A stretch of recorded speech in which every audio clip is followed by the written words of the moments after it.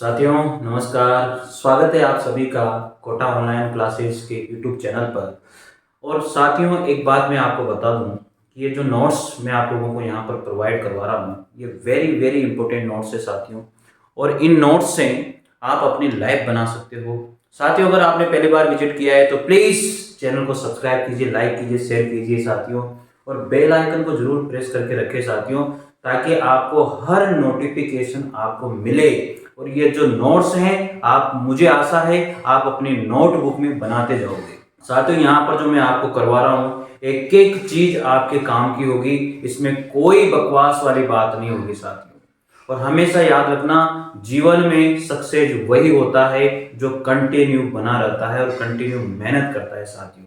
आप में बहुत से साथी ऐसे होंगे जिनके पेपर खराब भी हुए होंगे साथियों। आपको हताश नहीं होना है, जीवन में आपको संघर्ष करना है। और आप अभी बैठे हो तो खड़े हो जाइए और जीवन में संघर्ष कीजिए, आपको निश्चित सफलता मिलेगी। ये मेरे दिल से दुआ है साथियों। ठीक है साथियों, एक बार जो आपने सोच लिया, ठान लिया, उसे करके दिखाना है, बस ये सोच लो साथियों। आप बात समझ में आ रही होगी साथियों। और मैं आपका पूरा पूरा सपोर्ट करूंगा।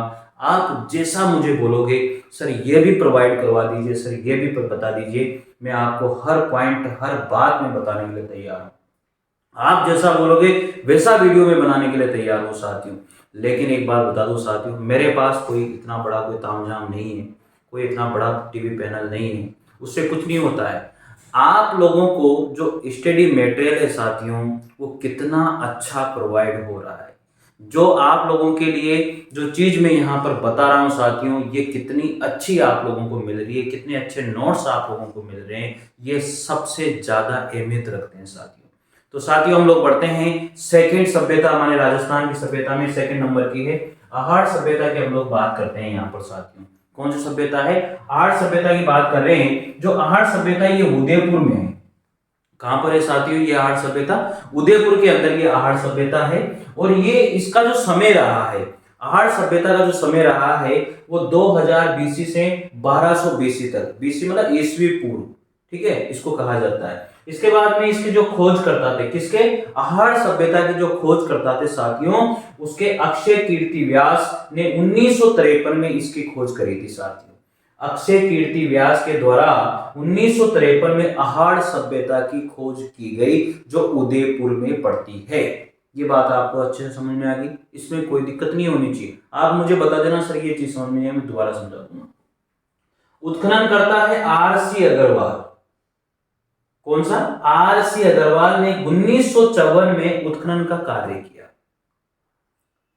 आरसी अग्रवाल के द्वारा क्या किया गया? उत्खनन का कार्य किया गया 1954 के अंदर।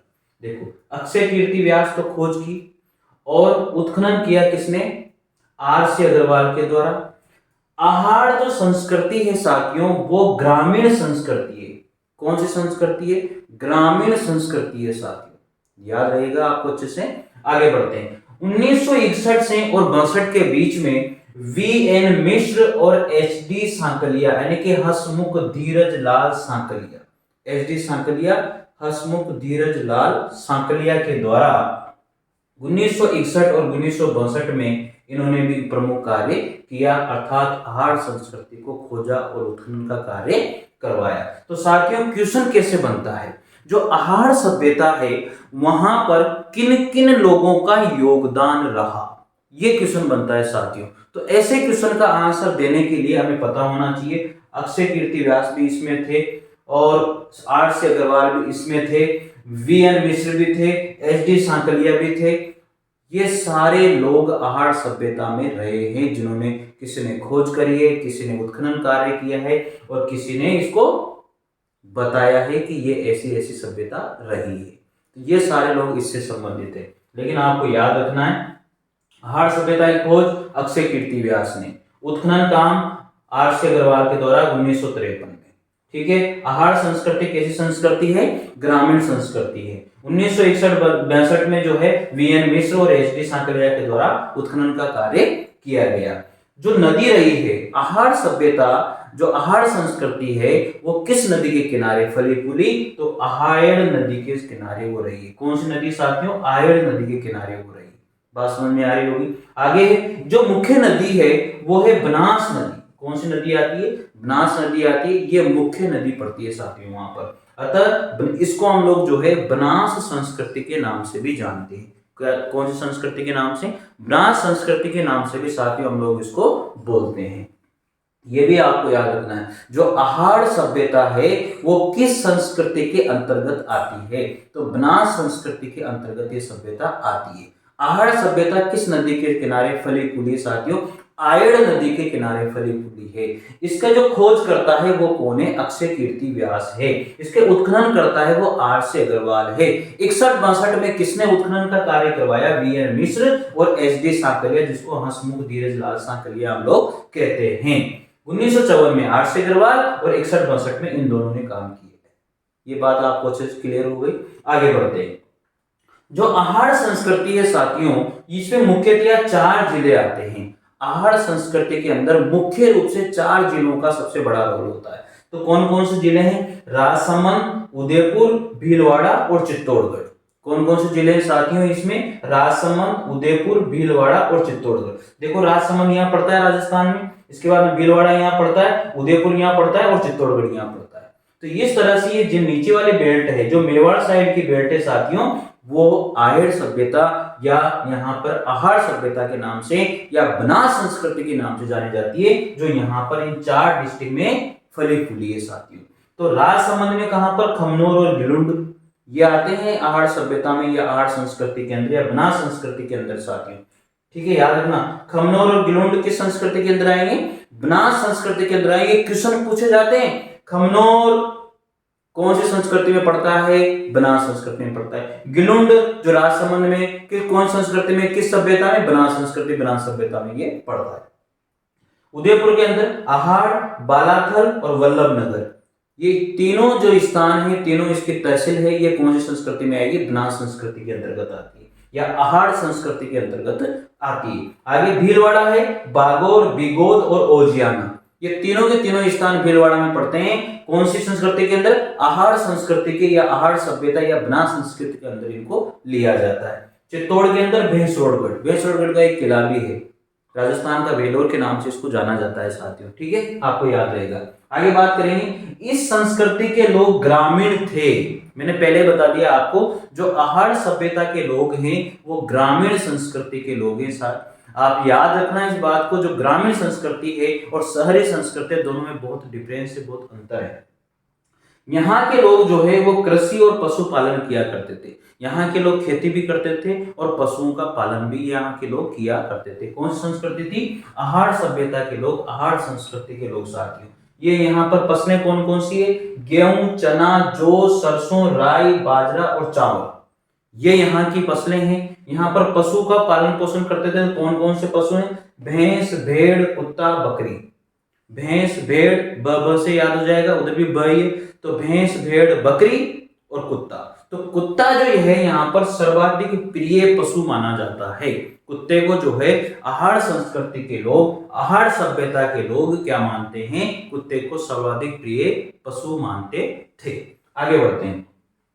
यहाँ पर चाक पर मृद भांड बनाए जाते थे। यहाँ पर एक चाक मिला है जिस पर मृद यानी कि मिट्टी के भांडे या मिट्टी के बर्तन वहां पर बनाए जाते थे। कौन सी संस्कृति में? आहार संस्कृति के अंदर। ये और जगह भी मिले, लेकिन यहाँ पर रंग का बहुत अंतर है। यहाँ पर जो मृद भांड मिले हैं उनमें काला और लाल रंग इन मृद भांड के ऊपर चढ़ा हुआ था। इसमें दूसरा चितकबरे, स्लेटी रंग की भरे पूरे और लाल मृद भांड भी यहाँ पर प्राप्त हुए हैं। ये भी आप अपने नोट्स में डाउनलोड कर लीजिए। इन्हें उल्टी तपाई विधि के द्वारा पकाया जाता था। ये उल्टी तपाई विधि है साथियों, ये केवल आहार संस्कृति के, आहार सभ्यता में ही पाई गई है, ये और कहीं भी नहीं पाई गई साथियों। इसलिए आपको याद रखना है, ये बात आपको याद होनी चाहिए साथियों, और ये जरूरी भी है। अगर ये याद नहीं होती तो बड़ी दिक्कत हो जाती है साथियों। तो साथियों ये पूरी की पूरी जो है आहार संस्कृति मैंने यहाँ पर बताई। अभी इसकी विशेषताओं में भी हम लोग चलेंगे। बहुत सारी विशेषताएं इसकी है, उनको हम लोग पढ़ेंगे साथियों। आप लोग साथियों इसके जो है स्क्रीनशॉट इसका ले लीजिए। मैं दूर हट जाता हूँ, शायद आप लोगों ने स्क्रीनशॉट इसका ले लिया होगा, बहुत अच्छा लग रहा है, आप लोग पढ़ रहे हो, अच्छे नोट्स बना रहे हो साथियों, बहुत अच्छी बात है। साथियों अगर चैनल को सब्सक्राइब नहीं किया, चैनल को जरूर सब्सक्राइब करें, लाइक करें, शेयर करें साथियों, इस तरह का मैटर आप लोगों को यहाँ पर मिलता रहेगा। और साथियों मैं आपको एक बात बता दूं, हिंदी से संबंधित जितने भी ग्रामर से संबंधित हैं, काव्य शास्त्र हैं, हिंदी साहित्य का इतिहास है, इसी तरह से नोट्स के माध्यम से मैं आप लोगों को पढ़ाऊंगा और समझाऊंगा साथियों, ताकि आपको कोई भी दिक्कत नहीं आएगी। तो मेरे हिसाब से ये चीजें आप लोगों ने नोट डाउन कर ली होगी। और इसके बाद में अब इसकी विशेषताओं को देखते हैं। तो आगे इसकी विशेषता है साथियों, देखिए और भी है। स्थानीय भाषा में इन मृद भांडों को गोरे या कोड़े कहा जाता था। स्थानीय भाषा में यहाँ पर जो मृद भांड मिले हैं उनको गोरे या कोड़े ये कहा जाता था साथियों, याद रखना। ये आपको नोट डाउन करते हुए जाना है। बहुत अच्छे नोट्स है साथियों, बहुत बढ़िया नोट्स हैं, इनसे बार एक भी क्वेश्चन आपका किसी भी कंपटीशन में इस टॉपिक से तो बाहर जाने वाला नहीं है। इसलिए विश्वास मानिए और आप लोग बने रहिए, बस नोट डाउन करते रहिए साथियों। इसके बाद में है, यहाँ के लोग कपास से परिचित थे। ये वेरी वेरी इंपॉर्टेंट क्वेश्चन साथियों, बहुत बढ़िया क्वेश्चन है। यहाँ के जो लोग थे वो कपास को जानते थे, कपास से परिचित थे यहाँ के लोग, याद हो जाएगा, कोई दिक्कत नहीं है। अरे आप बढ़िया यार, आप बहुत अच्छे स्टूडेंट हो, बहुत बढ़िया स्टूडेंट हो साहब। देखो, मकान कच्ची ईंटों, कौन सी ईंटें, कच्ची ईंटों के, लेकिन मकान की जो नींव है उसमें पत्थर का प्रयोग होता था, और वो पत्थर को क्या कहा जाता था, शिष्ट पत्थर। मकान की ईंटों में कच्ची ईंटों का प्रयोग होता था, और मकान की जो नींव थी उसमें पत्थर का प्रयोग होता था, और उस पत्थर को कहा जाता था शिष्ट पत्थर। बात समझ में आ रही होगी, कोई दिक्कत नहीं, आगे बात करते हैं। यहाँ शवों को गाड़ा जाता था, शवादानी होता था, शव जो होते थे, जो भी मरते थे उनको वहां पर गाड़ दिया जाता था, चाहे वो किसी भी कास्ट का, किसी कुछ भी हो, जो भी मरता था उसको गाड़ दिया जाता था। साथ आगे बात करेंगे। यहाँ 6 चूल्हे एक साथ मिले हैं। कितने चूल्हे मिले हैं, 6 चूल्हे एक साथ मिले हैं। इससे ये पता लगता है साथियों कि यहाँ पर संयुक्त परिवार प्रथा रही होगी। कौन सी, संयुक्त परिवार प्रथा यहाँ पर रही होगी, ये बात यहाँ पर पता लगती है इन 6 चूल्हे जो एक साथ मिले हैं। ठीक है, तो संयुक्त परिवार प्रथा यहाँ पर रही होगी। आगे बात करते हैं। आहार से तांबा गलाने की भट्टियां भी प्राप्त हुई है। ये सबसे इंपॉर्टेंट बात है। आहार सभ्यता जो रही है, वैसे भी ताम्र युगीन सभ्यता इसको कहा जाता है, तो तांबा गलाने की भट्टियां भी वहां पर प्राप्त हुई है। आगे है, यहां से एक यूनानी मुद्रा भी प्राप्त हुई है साथियों। क्या प्राप्त हुई है, एक यूनानी मुद्रा यहाँ पर प्राप्त हुई है। कहां पर, आहार सभ्यता के अंतर्गत। आगे बात करेंगे, जिस पर अपोलो का चित्र बना हुआ है। अपोलो मतलब जिसे सूर्य देवता के नाम से हम लोग जानते हैं, उसका चित्र बना हुआ है साथियों।